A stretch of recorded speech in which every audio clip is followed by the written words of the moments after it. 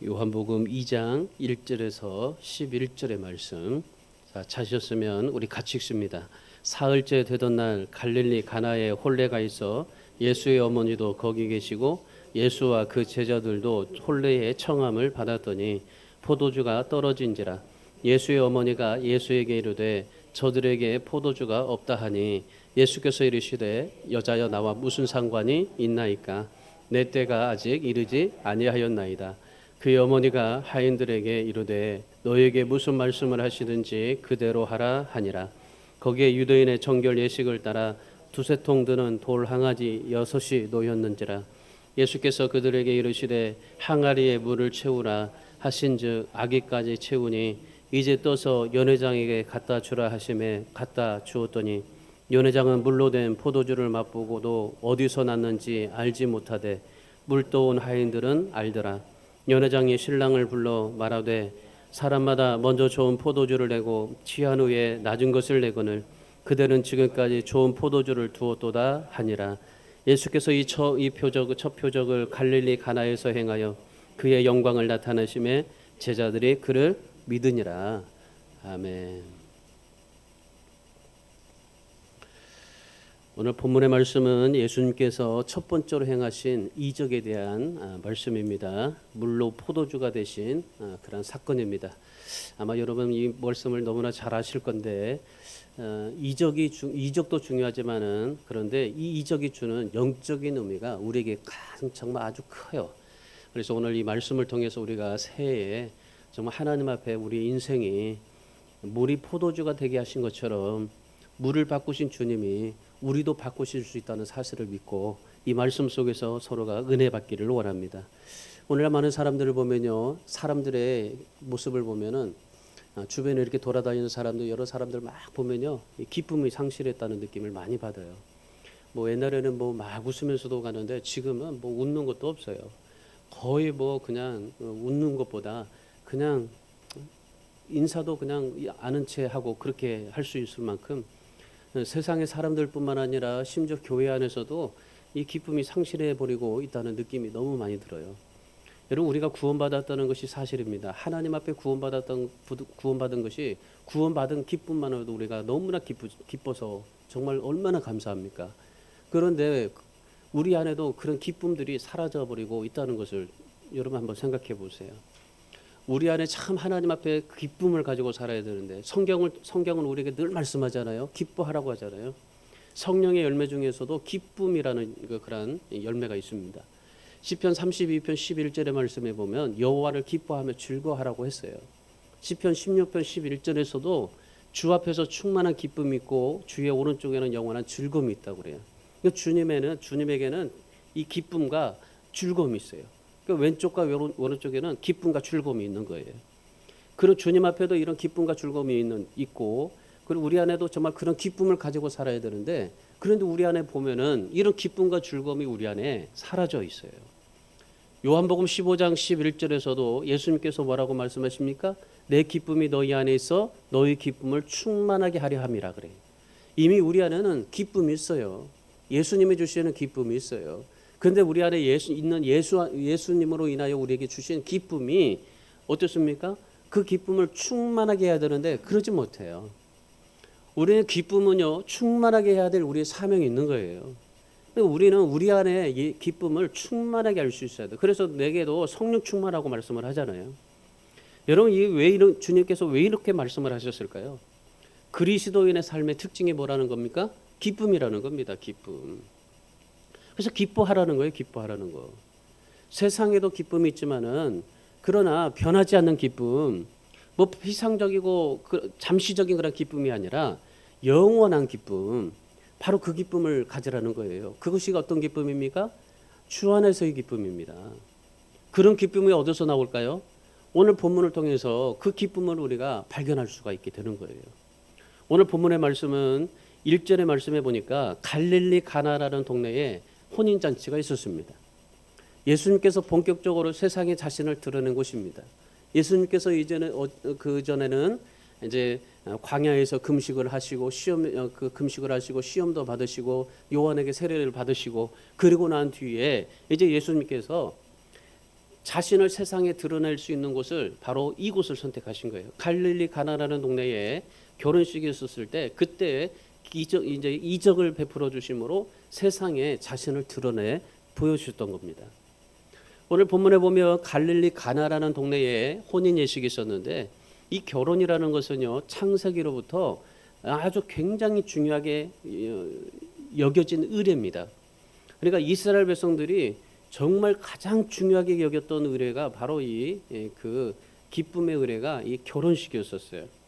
그래서 그 유대인들 보면은 결혼식과 장례식은 굉장히 그들의 그런 삶 속에서 굉장히 많은 시간들을 갖고 살아요. 이 유대법에 보면은 수요일이 결혼식이었었어요. 그러니까 수요일이 결혼식이었는데 이 수요일을 통해서 이제 전후 일주일 동안 이 가족들 친척들이 다 모여가지고 그러면서 함께 모여서 이제 가정을 축복해주고 기도하는 시간을 갖고 이런 결혼 의례를 했던 겁니다. 그러니까 이 예수님께서 이런 혼인 잔치에 초대를 받으셨어요. 그리고 그 초대에 응하셔서 참석을 했던 겁니다. 지금까지는 예수님 어떻게 하셨어요? 혼자서 하셨어요. 혼자서 금식도 하고 혼자서 기도도 하시고 혼자서 지내시다가 이제 공생애가 시작되니까 이제 잔치에 참여하시면서 공생애를 이제 시작을 하시는 겁니다. 근데 3절의 말씀에 보니까 예수님께서 공생애를 시작하시면서 이 갈릴리 가나안 혼인 잔치에 갔는데 그런데 그 결혼식에 문제가 생긴 겁니다. 결혼식에 포도주가 떨어진 겁니다. 성경이 말하는 대로 하면은 포도주는 기쁨의 상징이었었어요. 시편 104편 15절의 말씀에 보면은 사람의 마음을 기쁘게 하는 포도주를 주셨다고 그래요. 그러니까 이 기쁨이라는 것은 이 포도주라는 것은 그 당시에 기쁨의 상징이었었어요. 우리가 보면은 이 포도주를 우리는 술로 생각하지만은 그러나 유대법에는 이 포도주가 기쁨의 상징이었었어요.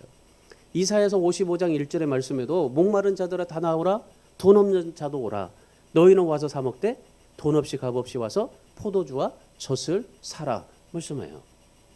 그러니까 그 유대 사회는 이 포도주라는 것은요 정말 기쁨의 그러한 도구였고 또한 기쁘게 할 수 있는 그러한 온전한 것이었었어요. 더구나 여러분 이 초대받은 하객들이 잔치에 뭐 흥을 돋우는 이 포도주가 떨어졌다고 한번 생각해 보세요. 그러면은 그 사람들이 어떻게 될까요? 그러니까 이 문제가 심각했던 겁니다. 이 잔치에 그렇지 않아도 정말 이 포도주가 기쁨의 상징인데 이 기쁨이 그 잔치집에서 기쁨이라는 게 사라졌다고 한번 생각을 해보세요. 얼마나 심각하겠습니까? 그런데 놀랍게도 9절의 말씀해 보니까 결혼식에 참석했던 예수님이 물로 포도주를 만드는 기적을 행하신 겁니다. 그래서 그 잔치집에 다시 뭐가 넘쳐났어요? 기쁨이, 즐거움이 다시 넘치게 됐던 겁니다.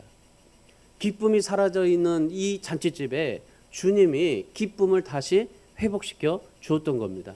그래서 포도주가 부족함이 없게 해주셨고 또한 이 잔치집에 즐거움이 넘치게 해주셨습니다. 주님은 바로 이런 분이시라는 것을 공생애를 시작하시면서 이 모든 사람들에게 알려주신 겁니다. 주님은 기쁨과 즐거움의 분이시라는 겁니다. 부족함이 없는 분이다라는 것입니다. 이것을 주님께서 공생애 시작하시면서 많은 사람들에게 알려주시고 또한 소개해주고 있는 겁니다. 여러분 주님은 그렇습니다. 주님은 어떤 분입니까? 오늘 본문의 말씀처럼 기쁨을 주시는 분입니다. 우리에게 정말 부족함이 없도록 만들어 주시는 분입니다. 물로 포도주를 바꾸시는 주님이십니다. 마태복음 7장 11절에서 주님께서 뭐라고 말씀하십니까? 마태복음 7장 11절에 보면은 너희가 악한 자라도 좋은 것을 자식에게 줄 줄 알거든 하물며 하늘에 계신 너희 아버지께 구하는 자에게 좋은 것으로 주시지 않겠느냐. 하나님은 우리에게 좋은 것으로 주시는 분이라는 겁니다. 예수님은 잔치집에 비록 이 기쁨이 떨어져서 정말 이 즐거움이 사라져버린 그곳이지만은 그러나 주님은 그곳에서 아무리 약한 자라도 좋은 것을 주시는 주님, 그 주님께서 그 잔치집에 기쁨과 즐거움을 주셨던 겁니다. 뿐만 아닙니다. 빌립보서 4장 19절의 말씀에 보면은 나의 하나님이 그리스도 예수 안에서 영광 가운데 그 풍성한 대로 너희 모든 쓸 것을 채우시리라고 그래요. 하나님께서는 우리에게 채워주시는 분이십니다. 우리에게 가장 좋은 것을 주시는 분이시고 풍성하게 채워주시는 분이시고 기쁨과 즐거움을 주시는 분이시고 부족함이 없게 해주시는 분이십니다. 바로 이분이 주님이십니다. 우리의 주님이십니다. 이 주님을 우리가 믿고 있느냐 이 말이에요. 이런 주님을 단지 내가 내 생각 속에서 그냥 믿고 있는 거 아닌가. 내가 신앙을 오래 하다 보니까 그냥 의뢰의 신앙적으로 내가 이런 주님을 내가 믿고 있는가라는 것을 한번 생각해 보세요. 여러분 말씀 속에서 말씀하시는 그 주님이 실제적으로 내 삶 속에, 내 인생 속에, 내 마음 속에 살아 있느냐 이 말인 거죠. 주님은 우리에게 좋은 것을 주시고 풍성하게 채워주시는 그 주님이 나의 주님이라는 사실을 믿고 있느냐 이 말이죠. 여러분 이거 사실 우리가 참 중요한 거예요. 우리가 믿는다라고 말하면서도 그러나 내 안에 주님이 정말 내 안에 기쁨을 주고 나에게 풍성함을 주시고 나에게 모든 것을 채워주신다는 그 주님을 믿고 의지하고 살고 있느냐 이 말인 거죠. 여러분 우리가 겪고 있는 시련과 정말 여러 가지 많은 그런 고난, 고통 이런 것들이 우리에게 찾아왔을 때 그럴 때 바꿔주시고 부족함이 없게 주시는 주님, 그 주님이 믿어지냐 이 말이죠. 그 믿어진다고 한다면요 우리가 신앙생활 속에서 어떻게 할 수가 있겠어요? 여러분 이런 주님이 우리에게 믿어진다면 우리가 실망할 수 있겠습니까? 이런 주님이 우리에게 믿어지고 이런 주님이 우리에게 있다면 내가 뭐가 낙심이 될 수 있겠어요? 여러분 이 주님이 내게 있다면 그 주님만으로 하여금 우리는 넉넉하게 감사하면서 살아갈 수 있을 겁니다. 물로 포도주 된 기적을 통해서 주님이 우리에게 말씀하시는 게 뭡니까? 주님께서 오늘 이 공생애를 시작하시면서 이 많은 사람들에게 주시고자 하시는 것이 뭐예요?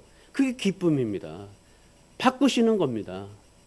오늘 여러분 우리가 정말 하나님 앞에 우리의 인생과 우리의 삶과 우리 교회를 바꿔주실 기적, 그 주님을 경험하시고 그 주님을 믿고 의지하며 삶을 살아갈 수 있는 저와 여러분이 되시기를 바랍니다.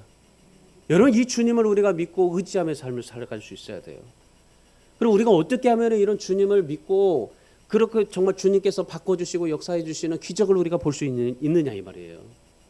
오늘 본문에서 예수님께서는 세 가지 신앙이 필요하다고 그래요.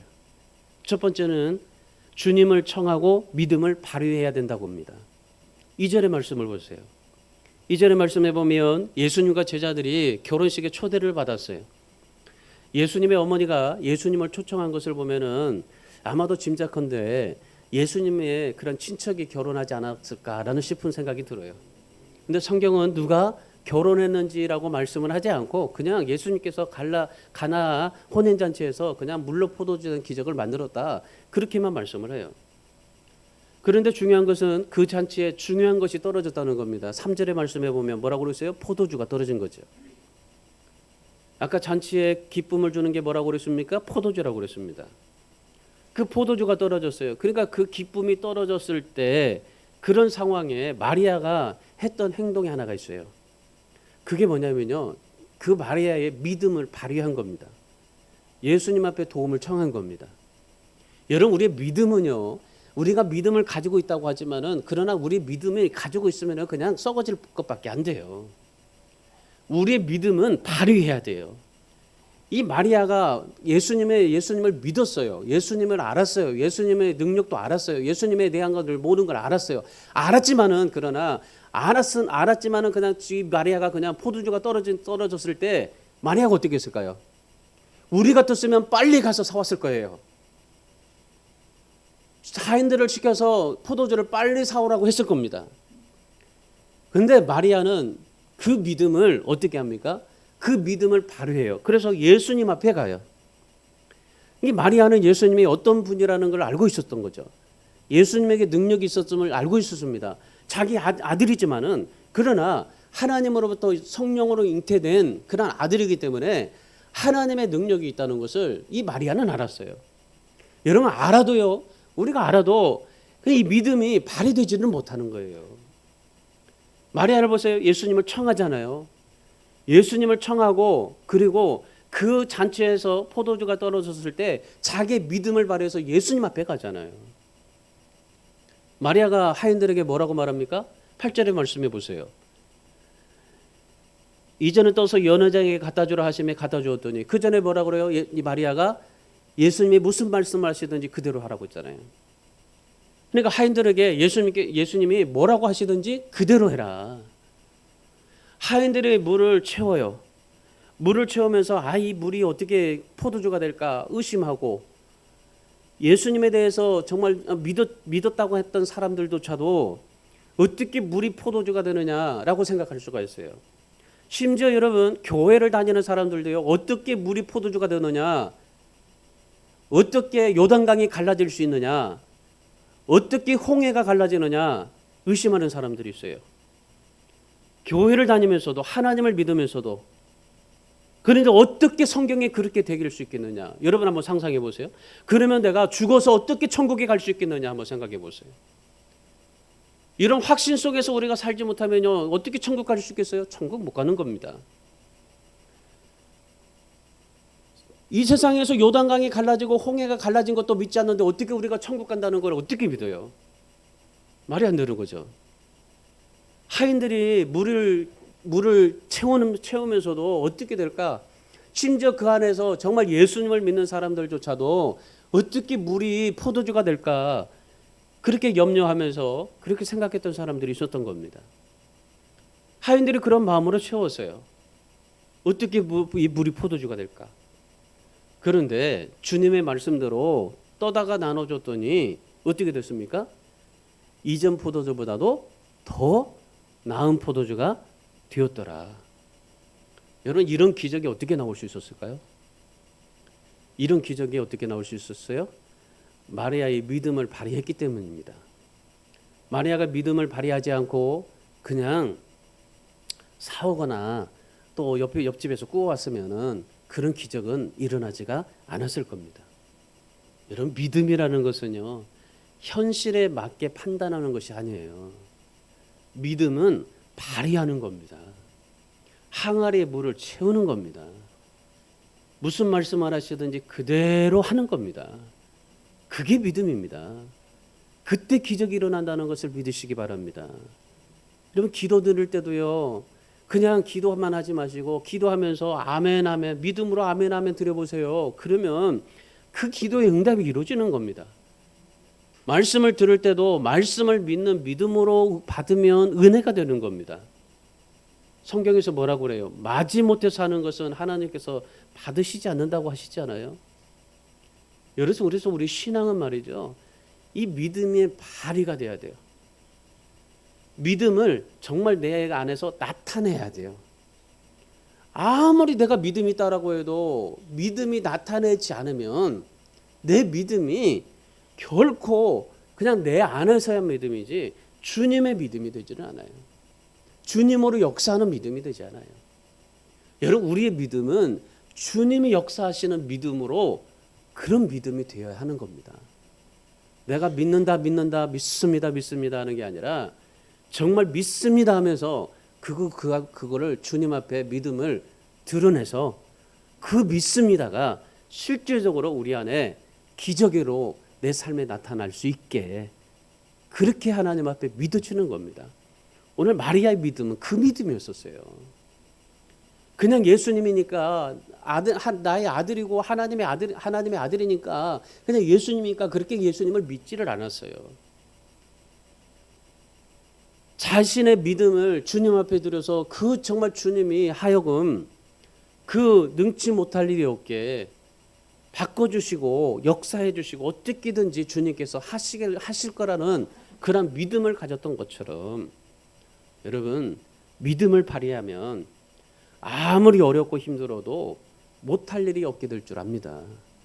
물을 바꿔주신 주님은 여러분을 바꿔주시게 될 줄 믿습니다. 여러분, 물과 같은 인생, 우리는 지금 물과 같은 인생이에요. 그러니까 이 믿음이 물과 같은 믿음인 거예요. 이 물과 같은 믿음을 포도주 같은 그런 믿음으로 바꾸셔야 돼요. 올해는 여러분이 정말 여러분의 믿음이 물과 같은 믿음이 포도주 같은 믿음으로 바꿔주시기를 주님의 이름으로 축원합니다. 바꿔주려면 여러분의 믿음을 발휘해야 돼요. 그렇지 않으면 절대 안 됩니다. 여러분은 항상 그래서 정말 주님을 내 삶의 날마다 초청을 하세요. 늘 주님을 초청하시고 그리고 믿음의 능력을 발휘해서 물이 포도주가 되는 그런 삶으로 바꿔주기를 주님의 이름으로 축원합니다. 두 번째는 바꿔주실 주님을 신뢰하셔야 돼요. 오늘 5절 말씀 보세요. 5절 말씀에 그의 어머니가 하인들에게 이르되 너희에게 무슨 말씀을 하시든지 그대로 하라 하니라 그래요. 이 포도주는 잔치에 꼭 필요한 것이라고 그랬습니다. 근데 예수님께서 뭐라고 말씀하시냐면은 아직 자신의 때가 이르지 않았다. 그럼에도 예수님께서 잔치에 필요한 포도주를 공급해 주고자 했던 겁니다. 예수님께서 아직 자기 때가 되지 않았는데 왜 예수님이 굳이 거기서 물로 포도주를 만들어 주셨을까 한번 생각해 보세요. 아직 때가 되지 않았으니까 아마 예수님이 이 때가 되지 않았으니까 그냥 그곳에 뭐 청함을 받았다가 포도주가 모자라서 그냥 다른 사람들도 한 사람 한 사람 떠날 때 예수님도 그냥 떠나실 수 있을 거예요. 근데 그 기쁨의 자리에서 예수님이 물로 포도주를 바꿔주셨습니다. 항아리에 물을 채워서 물을 포도주로 바꿔가지고 그들의 필요를 채워주셨습니다. 여러분 이렇게 예수님이 하실 수 있었던 이유가 뭡니까? 주님을 절대적으로 신뢰한 마리아, 그 마리아의 그 믿음 보시고 그리고 주님께서 때가 되지 않았지만은 그러나 주님께서 기적을 베풀어 주셨어요. 여러분 우리도 무엇을 요청할 때가 있어요. 그럼 우리가 하나님의 때를 우리가 바라보고 살아요. 기도하면서도 여러 가지 많은 신앙생활하면서 주님의 때를 보아요. 주님의 때가 되면 반드시 될 거라고 생각을 해요. 그러나 여러분 그 주님의 때가 되지 않았을지라도 오늘 예수님처럼 때가 되지 않았어도 물로 포도주를 바꾸는 역사를 기적을 응답을 받으려면 어떻게 됩니까? 주님을 절대적으로 신뢰하고 믿고 주님을 바라보시고 의지하면 되는 거예요. 오늘 마리아가 예수님 앞에 가서 주님을 절대적으로 신뢰했어요. 하인들이 어떻게 물이 포도주가 될 수 있냐고 이런 잔치에서 빨리 가서 사오면 되는 거지 왜 이렇게 물이 포도주가 될 수 있겠냐고 그렇게 하인들이 여러 가지 불평할 수도 있겠지만은 그런데 마리아는 뭐라고 그래요? 절대적으로 예수님만을 신뢰해요. 그러니까 무슨 말씀을 하시든지 그대로 하라고 그래요. 여러분 우리도 주님 앞에 여러 가지 많은 그런 주님 앞에 기도하는 것들이 많이 있어요. 우리 죄가 아무리 깊고 커도 주님은 우리를 불쌍히 여기셔서 우리가 때가 되지 않았을지라도 주님은 우리에게 필요한 것을 공급해 주시는 분이시라는 것을 아시기 바랍니다. 여러분 우리가 때만 바라보지 마세요. 때만 바라보지 말고 정말 때가 되지 않았어도 주님께서 기적을 베푸실 수 있게 우리가 전적으로 주님을 신뢰하고 믿고 바라보고 의지하는 겁니다. 다른 사람은 안 돼도 주님은 할 수 있다라고 믿어지는 겁니다. 다른 사람은 못한다 할지라도 주님만은 할 수 있다는 것을 의지하는 겁니다. 우리가 정말 다른 것은 다 못한다고 할지라도 그러나 주님은 할 수 있다는 것을 주님 앞에 믿어지는 겁니다. 신뢰하는 겁니다. 그러면 주님께서 때가 되지 않았어도 주님은 우리에게 물로 포도주를 바꿔주시게 되는 겁니다. 여러분 삶이 힘들고 어렵지만 여러분 환경이 여러분의 뜻을 결정하면 안 돼요. 여러분 하나님의 때가 됐을 때 하나님의 때는 여러분의 환경과 여러분의 여건과 여러분의 생각으로 결정하면 안 되는 거예요. 여러분 올해 여러분에게 무엇을 주님께서 원하시든지 무엇을 하시기를 원하시든지 주님으로 결정하시고 주님을 절대적으로 신뢰하시기 바랍니다. 여러분 진짜 주님을 신뢰한다면 여러분 모든 것을 여러분의 형편과 처지 여건을 보지 않고 주님의 여건으로 주님의 환경으로 주님의 뜻으로 주님의 결정으로 이루어지게 될 줄 믿습니다. 성경에서 보면요 신앙생활 잘한다는 사람들의 특징이 있어요. 그 특징을 보면요 신뢰를 너무 잘해요. 신앙생활 잘하는 사람들의 특징이 신뢰를 잘한다는 거예요. 정말 하나님을 절대적으로 신뢰를 해요.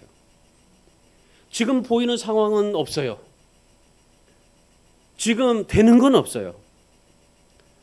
지금 여러 가지 모든 여건은 다 희박해요. 상황은 정말 답답하고 오히려 저 정말 밑에 곤두박질 쳐 있어요. 그런데 정말 신앙생활 잘하는 사람들의 모습을 보면은 정말 절대적으로 하나님을 신뢰했어요. 자신의 정말 생명처럼 하나님을 믿었어요. 하나님을 신뢰하는 것을 자신의 생명보다 더 믿은 거예요. 여러분 한번 생각해 보세요. 내 생명보다도 하나님을 더 신뢰한다면은 어떤 일이 벌어질까요?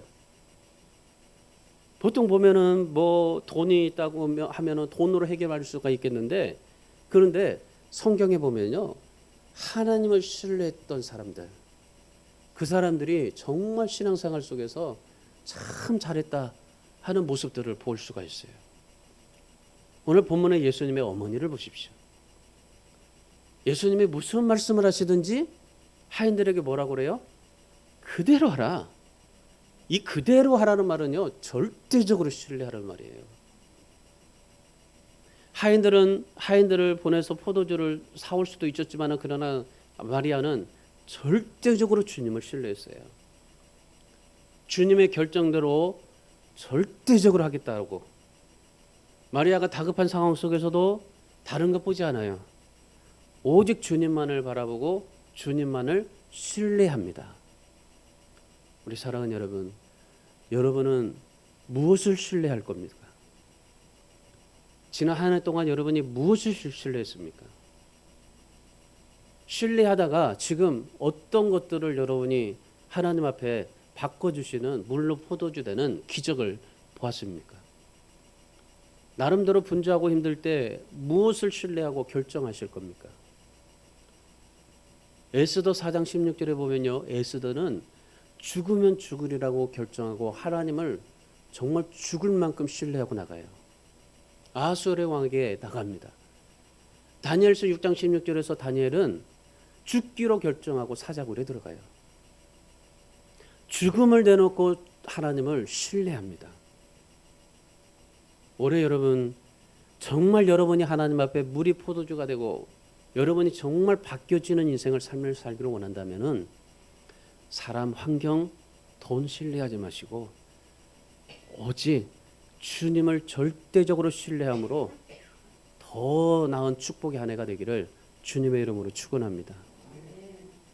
마지막 세 번째는 주님의 뜻과 목적대로 사셔야 하는 겁니다. 주님의 뜻과 목적대로 살아야 됩니다. 오늘 7절 말씀 보십시오. 7절의 말씀에 보니까 예수께서 그들에게 이르시되 항아리에 물을 채우라 하신즉 아구까지 채우니 그랬어요. 결혼식에 포도주가 떨어지니까 당황했잖아요. 그때 예수님께서 포도주가 떨어진 상황 속에서 다른 말을 하지 않아요. 주변을 바라봅니다. 그랬더니 6절의 말씀에 보니까 돌 항아리 6개가 있는 것을 봤습니다. 당시 유대에는 이 비가 별로 오지 않아요. 더구나 이 먼지가 많아서 밖에 나갔다가 집에 들어가면은 항상 발을 씻고 들어갔습니다. 제가 요르단에 단기 선교를 갔을 때 그때도 보면은 이 밖에 나갔다가 들어가면 항상 손을 씻을 수 있도록 항아리를 항상 이렇게 문 앞에다가 놓아두더라고요. 그래도 그 손을 씻어요. 손을 씻고 또 발을 씻어요. 그러고 나서 손 발을 씻고 양말을 다 벗은 채로 들어가서 그냥 양말 벗고 그냥 거기서 같이 이렇게 지내는 겁니다. 그러니까 그 유대 사회에서는 항상 집에 들어가기 전에는 항아리가 있어서 손발을 씻었어요. 우리는 어떻습니까? 들어오자마자 싱크대 가서 화장실에 가서 손을 먼저 씻잖아요. 그러니까 우리와 유대 문화의 차이는 우리는 수도지만은 근데 그들은 항아리에 있었어요. 항아리에다가 꼭 그 손을 씻고 발을 씻었어요. 그러니까 더군다나 먼지가 많다 보니까 항상 씻고 들어갈 수밖에 없었어요. 그리고 음식을 먹을 때도 항상 손을 씻었어요. 우리는 물티슈로 하지만은 근데 그들은 항상 이 조그마한 접시를 갖다 줘요. 그러면 거기에다가 손을 씻어요. 손을 씻고 그다음에 음식을 먹어요. 왜 손을 씻고 음식을 먹냐면은 우리는 숟가락이 있어서 손 안 씻어도 되지만은 그들은 숟가락이 없어요. 젓가락이 없어요. 손으로 먹어요. 손으로. 내가 어느 집에 갔는데 이 그 백숙을 주더라고요. 그 백숙은요 그 나라의 그 요르단에서 최고로 오신 손님한테 대접해 주는 겁니다.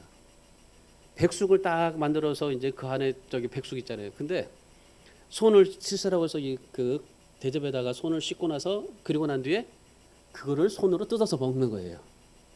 다 같이 뜯어서 먹어요. 그리고 밥알도 이렇게 해가지고 그냥 먹어요. 유대 사회의 음식법이 그랬었습니다. 그러니까 이 항아리는 항상 있어요. 손을 씻고 발을 씻고 들어가야 되기 때문에. 그러니까 이것이 결례가 돼가지고 유대 사람들이 가정에 손과 발을 씻을 수 있는 항상 이 항아리를 마련해 놓은 겁니다. 모든 사람들의 상식에는 이 손 씻는 항아리에서 뭐가 나올 수 있을까? 그렇게 생각하고 의심한 거죠. 그런데 주님께서 뭐라고 말씀하십니까? 물을 떠서 항아리에 부으라고 말씀을 해요. 그리고 하인들에게 물을 아구까지 채우라고 말씀합니다. 그리고 8절 말씀 보세요. 하인들은 물을 떠서 연회장에게 갖다 주었더라. 그랬더니 물이 포도주가 된 겁니다. 여러분, 이미 물이 포도주가 되어서 그들이 연회장에 갖다 준 게 아니라 떠서 갖다 주는데 물이 포도주가 된 거예요. 여러분, 우리 생각에는요, 반드시 이게 응답이 있어지고 이것이 반드시 있어야만이 우리가 포도주가 되어서 포도주를 봐야만이 내가 포도주를 다른 사람들한테 떠다 줄 수 있겠는데, 그런데 포도주를 떠다 주니까, 물을 떠다 주니까 그게 포도주가 된 거예요. 여러분, 이 포도주의 양이 얼마나 된 줄 아십니까? 돌로 만든 항아리가 6개 있었다고 그랬죠. 그 항아리마다 2-3통 드는 물이 있다고 그랬죠. 그러면 2-3통 드는 물 항아리가 들었다면 12 내지는 18통쯤 된다는 말이에요. 그러면 이 포도주가 양이 얼마나 많겠냐 이 말이에요. 세상에 정말 그 엄청난 양의 포도주를 만들었었던 거예요. 아마도 인류 역사 이래로 어떤 혼인잔치에서도 그렇게 많은 포도주는 없을 겁니다. 여러분, 예수님께서 왜 이렇게 많은 포도주를 만들었을까요? 그 이유가 뭘까요? 주님의 뜻대로 살아야 된다는 것을 보여주신 겁니다. 이 포도주는 물론 마리아의 믿음을 발휘하고 마리아가 절대적으로 신뢰하고 마리아가 정말 예수님 앞에 요청해서 그런 포도주가 만들어질 수도 있었겠지만은, 그런데 여러분, 중요한 것은 마리아가 포도주를 만든 게 아니에요. 예수님께서 예수님의 자신의 목적과 뜻대로 이 포도주를 만든 겁니다. 여러분, 우리도 마찬가지, 우리도 성경을 읽으면서도 우리가 이해하는 방식대로 예수님을 상상할 때가 많아요. 실제로 우리가 성경을 읽고 말씀을 듣고 우리가 기도를 하면서 예수님이 어떤 뜻과 어떤 마음을 품고 계시는가라는 것을 우리가 묻지를 않아요. 생각하지를 않아요. 우리가 흔히 신앙생활할 때 혼동하는 게 뭐냐면은, 마리아가 하인들에게 무엇이든지 무슨 말씀을 하든지 다 그대로 하라고 하니까 마리아 때문에 기적이 일어났다고 생각을 하잖아요. 그런데 여러분, 이 포도주 사건은요, 예수님의 뜻과 목적에 의해서 만들어진 사건이에요. 11절 말씀을 보세요. 11절 말씀 다 같이 읽습니다. 예수께서 이 첫 표적을 갈릴리 가나에서 행하여 그의 영광을 나타내심에 제자들이 그를 믿으니라. 예수님의 그 포도주 만든 사건의 목적은 뭐였었습니까? 그 갈릴리 가나의 혼인잔치의 그 포도주, 기쁨의 그 포도주가 아니에요. 영광을 자신이 정말 하나님 앞에서 정말 받은 그 영광, 그리고 예수님의 그 자신의 영광을 나타내고 제자들이 믿고 공생애를 따르기를 원했던 주님의 마음이었고 주님의 뜻이었고 주님의 목적이었던 겁니다.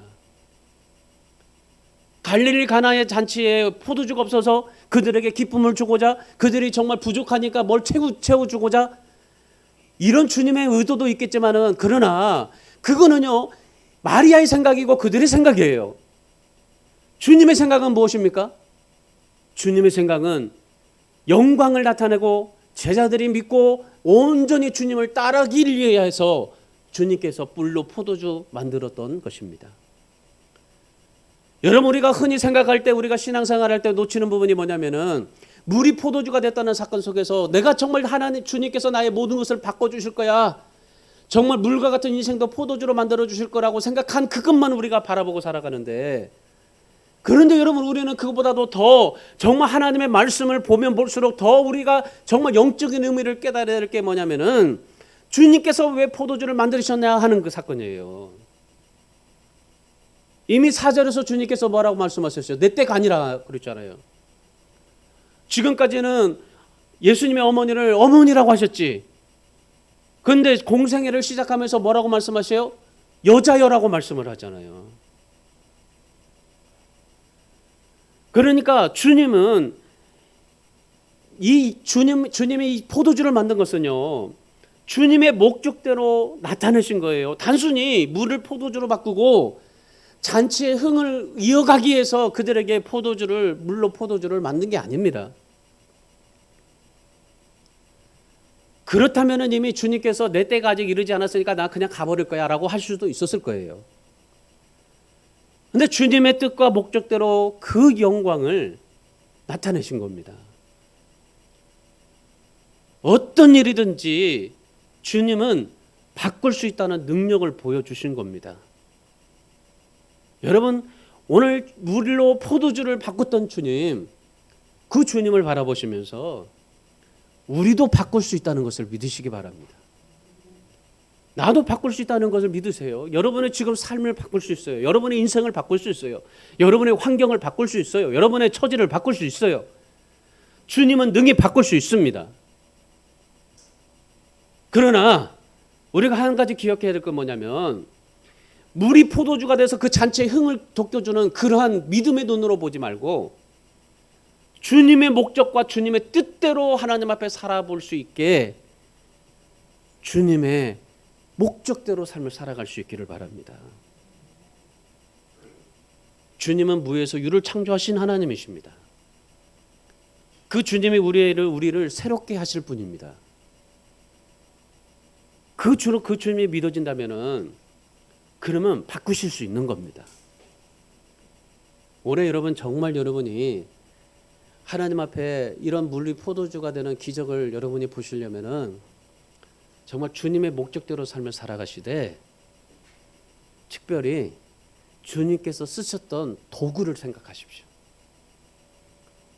주님이 쓰셨던 도구가 무엇입니까? 빈 항아리, 돌 항아리. 여러분, 빈 항아리가 되셔야 돼요.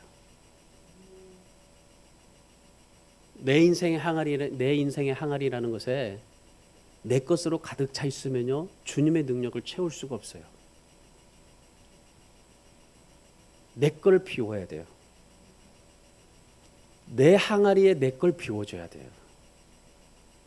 내 걸 비워서 주님의 뜻과 목적대로 정말 살아갈 수 있어야 돼요. 그래야 주님께서 물을 채우라 하셨을 때, 물을 채울 때 우리에게 넘치게 되는 겁니다. 그렇지 않으면요, 정말 내 생각대로 삶을 살아가게 된다면은 그 어떤 하나님 앞에서 기적이 우리에게 나타나지가 않아요. 오늘 우리가 하나님 앞에 삶을 살아갈 때 우리의 모습을 한번 생각해 보세요. 우리가 얼마나 하나님 앞에 정말 믿음을 가지고 삶을 살아가려고 했는지. 여러분, 예수님이 계시는 곳에는 그 주님의 기적이 반드시 있다는 사실을 우리가 믿잖아요. 그렇다면 내 생각을 내려놓으셔야 되잖아요. 여러분, 요즘에 코로나 때문에 살기도 힘든데 대선 때문에 사람들의 생각이 참 복잡해요. 이 대선 후보들을 보면서 어떤 심리학자가 이런 말을 하더라고요. 확증 편향이라고. 뭐냐면요, 이 대선 후보뿐만 아니라 우리 국민 모두가 다 자기 생각에 사로잡혀서 왜골에 빠져 있다는 겁니다. 전부 자기 생각에 빠져서 왜골에 사로잡혀 있대요. 태평양 전쟁이 일어났는데 태평양 전쟁 때 태평양 전쟁이 직접적으로 발발한 원인이 뭐냐면요, 일본이 진주만을 공격한 겁니다. 미국은 사전에 일본이 진주만을 공격한다는 것을 이미 감지하고 있었어요. 그래서 미국이 항공모함을 그 진주함에 두지 않았어요. 그 나름대로 사전에 준비를 해놨기 때문에 항공모함을 다른 데다 두었어요. 물론 이 진주함에도 이제 항공모함도 있겠지만은 실제로 국방부에서 2주 전부터 일본이 기습이 있을 거다. 그래서 대비하라고 막 전부 다 이제 언지를 했어요. 그런데 유독 태평양 함대 총사령관 이 사람만은요 그 말에 기울여 듣지 않아요. 그러니까 일본이 미국을 공격하려고 했는데 그런데 일본도 다 정보 수집을 다 했잖아요. 정보 수집을 했는데 그 태평양 사령관은 이걸 믿지 않는다. 그러니까 일본이 그걸 가지고 진주만을 간 거예요.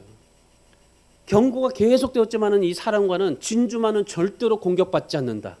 그러니까 자기 생각에 완전히 왜골이 잡혀져 있었던 거예요. 경고를 무시한 거죠. 결국 자기 생각에 사로잡혀서 왜골에 빠지다 보니까 진주만이 일본의 공격으로 인해서 폐하가 되어버렸어요.